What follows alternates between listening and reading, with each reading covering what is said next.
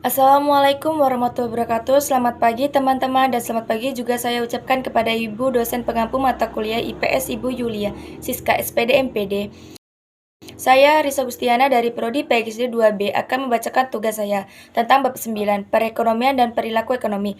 Yang pertama itu A, sistem ekonomi. Yang dianut Indonesia secara konseptual merupakan sistem atau kebijakan ekonomi yang berlandaskan pada Pancasila dan Undang-Undang 1945 sebagai landasan ideal serta konstitusional.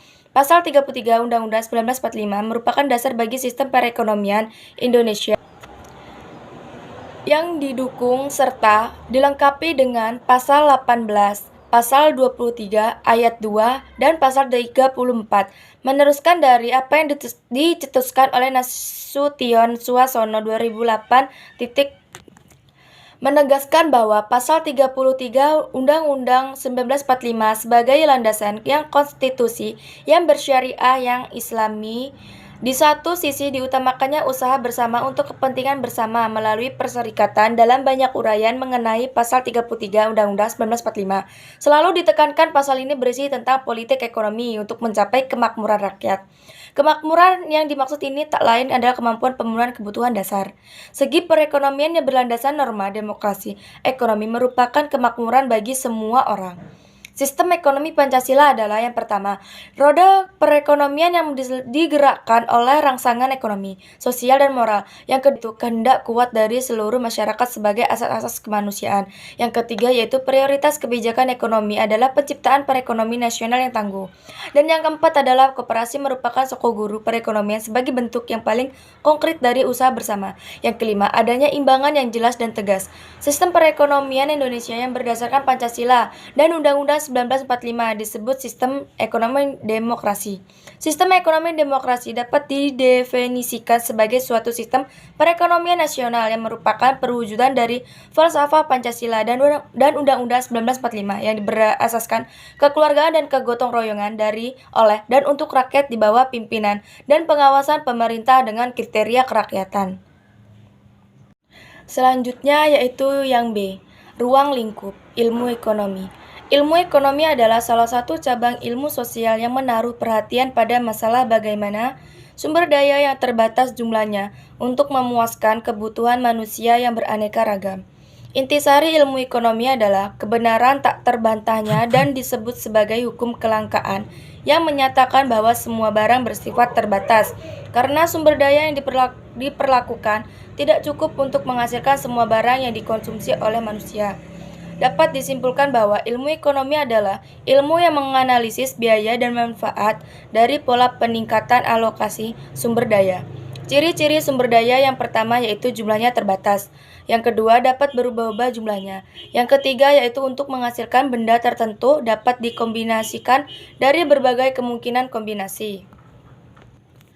Ekonomi tidak lain adalah untuk memperoleh kepuasan dari sumber daya yang tersedia. Selanjutnya yaitu penjelasan yang C, pelaku ekonomi. Pelaku ekonomi utama ekonomi ini terdiri dari 1. Produsen atau pengusaha artinya, yakni kegiatan pelaku ini dalam rangka memenuhi kebutuhan konsumen dan kepentingan produsen yang utama adalah meraih laba. Yang kedua yaitu konsumen. Konsumen ini yakni disebut dengan konsumsi karena memenuhi kebutuhannya dengan memperhitungkan keterjangkauan daya belinya. Yang ketiga yaitu lembaga perbankan dan keuangan. Kepentingan lembaga perbankan adalah memfasilitasi proses transaksi dan menyediakan sumber pembelanjaan. Dan yang keempat adalah badan ekonomi dan pemerintah.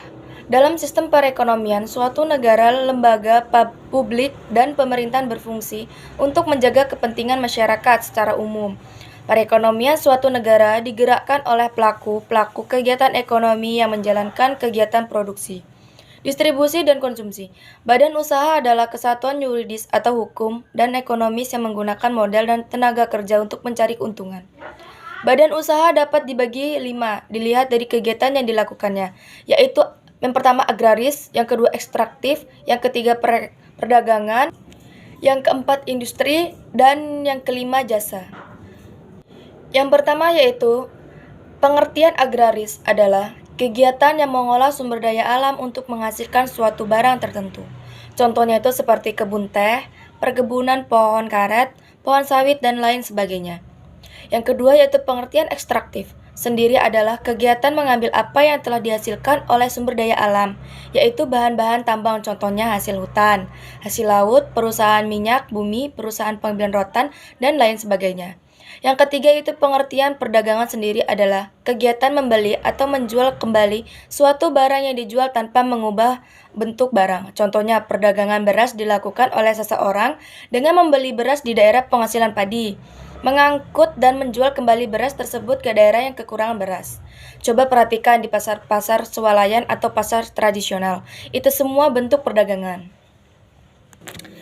Yang keempat yaitu pengertian industri adalah kegiatan mengolah bahan baku dan bahan penolong menjadi barang setengah jadi atau barang siap pakai. Pengertian jasa adalah kegiatan yang memberikan pelayanan dan kemudahan dalam rangka memenuhi kebutuhan. Badan usaha juga menurut kepemilikan modal terdiri dari BUMN, BUMS, dan koperasi. Badan usaha milik negara atau disingkat BUMN merupakan suatu unit usaha yang sebagian besar atau seluruh modal berasal dari kekayaan negara yang dipisahkan serta membuat suatu produk atau jasa sebesar-besarnya untuk kemakmuran rakyat. BUMN dapat pula berupa perusahaan nirlaba yang bertujuan untuk menyediakan barang atau jasa bagi masyarakat. BUMN sendiri mempunyai perusahaan yaitu berbentuk perusahaan umum dan persero.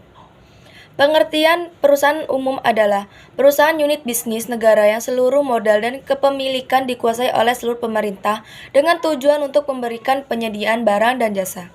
Sedangkan pengertian persero sendiri adalah badan usaha yang dikelola oleh negara. Tujuan didirikannya persero sendiri adalah untuk mencari keuntungan dan memberikan pelayanan kepada umum.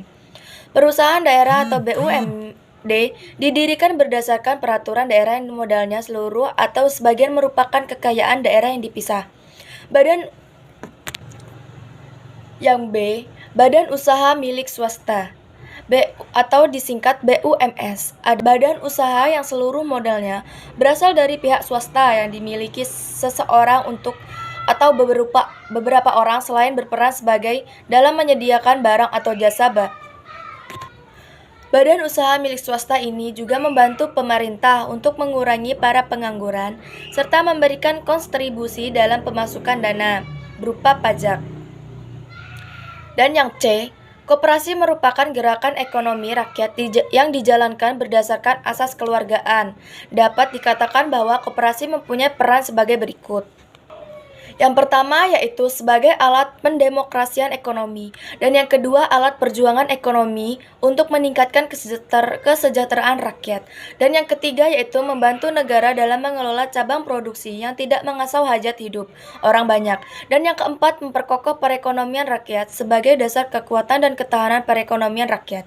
Yang kelima, membantu negara untuk meletakkan fondasi perekonomian nasional yang kuat. Yang keenam, membangun dan mengembangkan potensi dan kemampuan ekonomi anggota pada khususnya dan masyarakat pada umumnya untuk meningkatkan kesejahteraan ekonomi dan nasional. Sekian, terima kasih. Itu tadi adalah presentasi dari saya. Saya akhiri. Wassalamualaikum warahmatullahi wabarakatuh.